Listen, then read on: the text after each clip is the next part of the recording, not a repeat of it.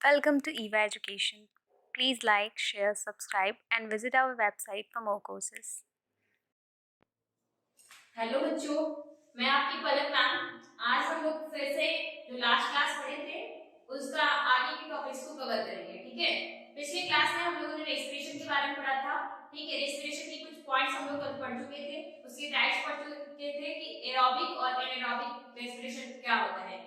Aerobic मतलब होता है कि वो रेस्पिरेशन जिसमें ऑक्सीजन की जरूरत हो, यानी कि एयर की जरूरत हो। ठीक है, इस और फिर नेक्स्ट वाला जो है आपका एनारोबिक, एन यानी होता है कि एब्सेंट होना। ठीक है, यानी कि ऐसा रेस्पिरेशन जिसमें ऑक्सीजन की या फिर एयर की जरूरत नहीं पड़ती है। ठीक है, फिर हम लोग उसके पॉइंट्स कुछ कुछ पढ़े थे। आज हम लोग पढ़ेंगे कि कैसे ह्यूमन रेस्पिरेशन क्या क्या उसमें पार्ट्स इन्वॉल्व होते हैं। ठीक है, देखते हैं जरा। मैंने फिगर भी बनाया, रफली फिगर बनाया है ह्यूमन रेस्पिरेटरी सिस्टम। सबसे पहले देखते हैं कहां से शुरू होता है। In humans inhalation of air occurs through the following, यानी इनहेलेशन यानी जब अंदर जाती है हवा। ठीक है, इनहेलेशन, एक्सहेलेशन यानी बाहर निकलना, इनहेलेशन यानी कि अंदर आना। ठीक है, इसमें मैंने चैप्टर वगैरह भी डाल रखा है, इसलिए आप लोगों को कंफ्यूजन ना हो। ठीक है, in humans inhalation of air occurs through the following pathway। inhalation किसकी वजह से होता है, कैसे होता है, उसे हम लोग पढ़ते हैं। सबसे पहले नॉस्ट्रिल यानी जो नाक में स्टार्ट होता है, यानी नाक से स्टार्ट होता है, नॉस्ट्रिल से, फिर जाता है नेजल पैसेज में, फिर होता है फेरिंक्स में, फिर लैरिंक्स, फिर ट्रेकिया, फिर ब्रोंकस, फिर ब्रोंकियोल, फिर एल्वियोलस। ठीक है, इन सभी पाथवे से गुजरता है। ठीक है, इनहेलेशन ऐसे स्टार्ट होता है, मतलब शुरू कहां से होता है, लास्ट कहां तक होता है, इसको आप लोग को याद रखना है। ठीक है, नेक्स्ट अभी हम लोग देखते हैं क्या क्या है। ये मैंने फिगर रफली बनाया है। ये है आपका नेजल कैविटी, नेजल कैविटी से शुरू हुआ, फिर उसके बाद से आया आपका नेजल पासेस में, ये यहां से पास कर रहा है, फिर आता है आपका फेरिंक्स। ये यहां देख रहे हैं, यहां नेजल कैविटी है, ये कैविटी से ही नेजल पासेस ठीक वहां से पास किया, फिर आया फेरिंक्स में, फिर आया लेरिंग्स में, यहां इससे भी मिलाते जाएंगे, फिर आया ट्रेकिया, ट्रेकिया में, फिर आया ब्रोंकस में। ठीक है, ये ब्रोंकियोल्स होते हैं, छोटे छोटे फॉर्म होते हैं ब्रोंकस, ये सारे ब्रोंकियोल्स है। ठीक है, ये ब्रोंकी है,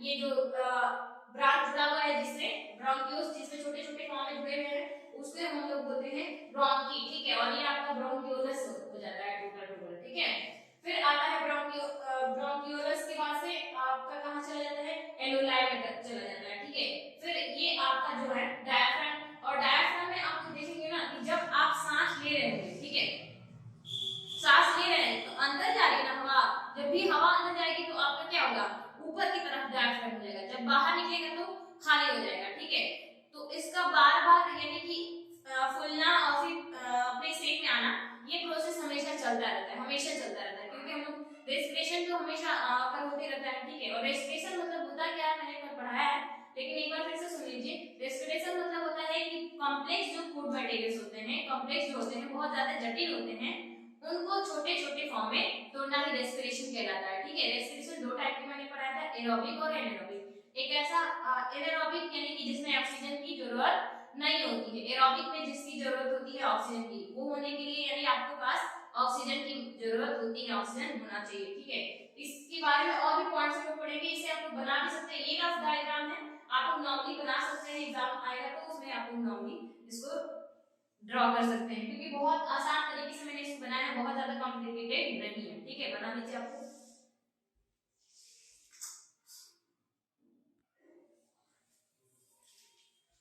अभी हम लोग देखते हैं कैसे किस तरीके से जाता है, पास करता है हवा, तो किस में जाता है और फिर उसका क्या काम है। ठीक है, जैसे मैंने अभी फिगर बना के आप लोगों को दिखाया था ना, उसके बाद का ये दोनों पॉइंट्स हम देखते हैं, फिर आगे भी देखेंगे। उससे पहले अभी हम लोग जो टाइप्स पढ़े थे एरोबिक और एनारोबिक, उसके रिलेटेड हम लोग देख लेते हैं इस चार्ट को। ठीक है, देखिए सबसे पहले क्या होता है, ग्लूकोज 6 मॉलिक्यूल का होता है साइटोप्लाज्म में। ठीक है, क्या होता है, कार्बन 3 कार्बन में टूट जाता है, उसके साथ साथ एनर्जी बन जाती है। ठीक है, यानी कि 6 कार्बन मॉलिक्यूल्स अब क्या बन जाते हैं, 3 कार्बन मॉलिक्यूल्स में टूट गए रहते हैं, 3 हो जाता है उसमें, एक तो कमी हो जाती है, लैक यानी कमी हो जाना ऑक्सीजन की वजह से, और एक तो पूरा एब्सेंट यानी कि एकदम वहां होना ही नहीं, और एक प्रेजेंस होना। ठीक है, 3 पार्ट्स में है, देखते हैं क्या बनता है। ठीक है, कार्बन मॉलिक्यूल्स क्या बन जाते हैं, एब्सेंट रह गए कि ऑक्सीजन, ये सबसे ज्यादा एग्जांपल ईस्ट में होता है, कहां होता है, ईस्ट में, कहां, ईस्ट में। ठीक है, ये बैक्टीरिया है।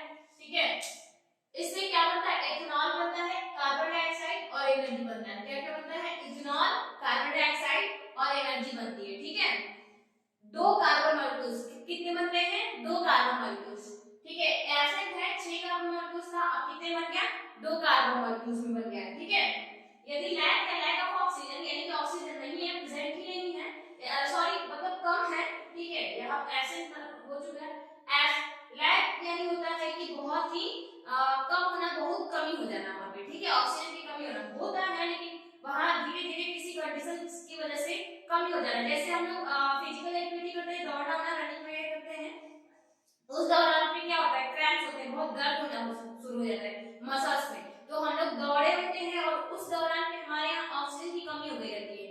ऑक्सीजन पहले था, ऐसा नहीं कि पूरा एब्सेंट था, लेकिन कमी हो गया, ठीक है। जैसे इन आवर मसल सेल्स, जो हमारे मसल सेल्स में होता है, वहां क्या बनता है, लैक्टिक एसिड प्लस एनर्जी, ये 3 कार्बन मॉलिक्यूल्स बनता है, ठीक है। ये क्या होते हैं, 3 कार्बन मॉलिक्यूल्स बनते हैं, और एकदम जो एब्सेंट था, एब्सेंट थी था ऑक्सीजन, उसमें 2 कार्बन मॉलिक्यूल्स थे, ठीक है।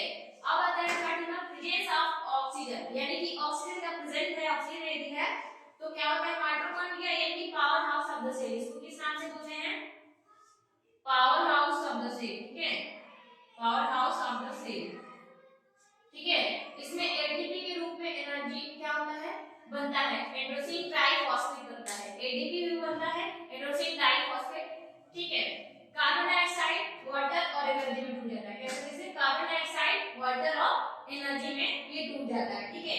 ये सारे आपके थे कि क्या चीज था, ये सारा बता रहे हैं आपका ब्रेकडाउन, यानी कि कैसे टूटता है कार्बन मॉलिक्यूल्स, ठीक है, ऑक्सीजन के प्रेजेंस में या एब्सेंस में या लैक में, ठीक है, इस तरीके से टूटता है, तो इसे आप लोग याद रखिए। अब ये देखिए नेक्स्ट पॉइंट हम लोग पढ़ते हैं, कौन कौन सा जो डायग्राम मैंने बनाया था उसके हिसाब से।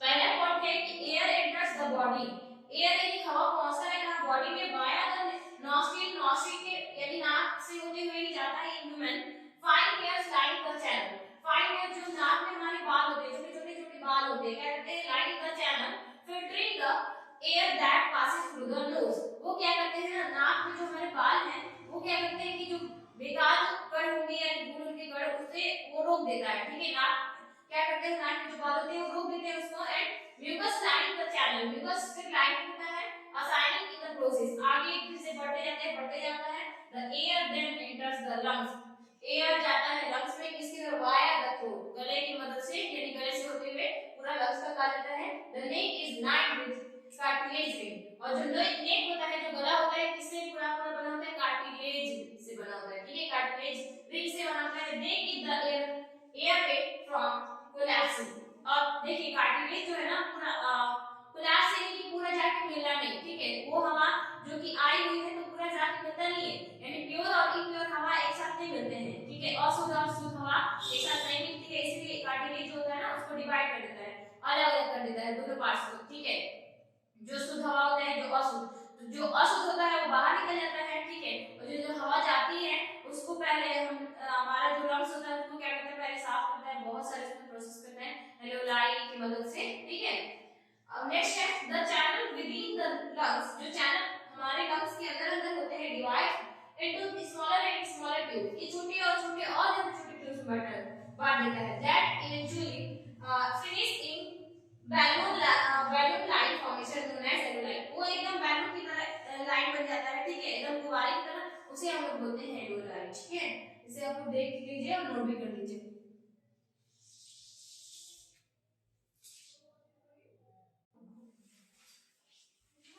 आगे के पॉइंट्स को हम देखते हैं, ठीक है, देखते हैं सबसे उसके बाद क्या क्या होते हैं। मैंने अभी 2 पॉइंट्स आप लोग पढ़ाए, नंबर 3 पढ़ते हैं, द एल्वेओली, जो एल्वेओलाई होता है of the lungs are densely packed, वो पूरी बहुत ज्यादा डेंसली यानी कि एक एरिया बहुत ज्यादा चीजों को हो जाना ही डेंस होता है, ठीक है, तो डेंसली पैक्ड होता है विद ब्लड के साथ, and serve as locations for gas exchange, और इसको सर्व किया जाता है एक लोकेशन जहां पे गैसों का एक्सचेंज होता है, अदला बदली होता है, ठीक है, आदान प्रदान होता है, बदलाव होता है, ठीक है, ऑक्सीजन और कार्बन डाइऑक्साइड का बदलाव होता है, ठीक है, between the blood and atmosphere, blood और एटमॉस्फेयर के अंदर ये बदलाव हो रहा होता है, ठीक है।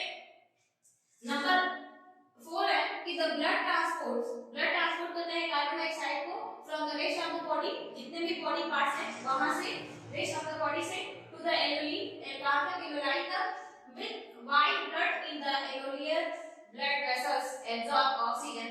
जब alveolar blood vessels absorb करते हैं ऑक्सीजन को from alveolar air and transport it to all of the body cell, और पूरा बॉडी सेल्स को ये दे देता है। ठीक है, क्या करता है, सबसे पहले लेता है यानी ब्लड ट्रांसपोर्ट करता है कार्बन डाइऑक्साइड कहां से, from the rest of the body, यानी बाकी जो बॉडी पार्ट्स है वहां से कहां तक, एल्वेओलाई तक, कहां तक, एल्वेओलाई तक।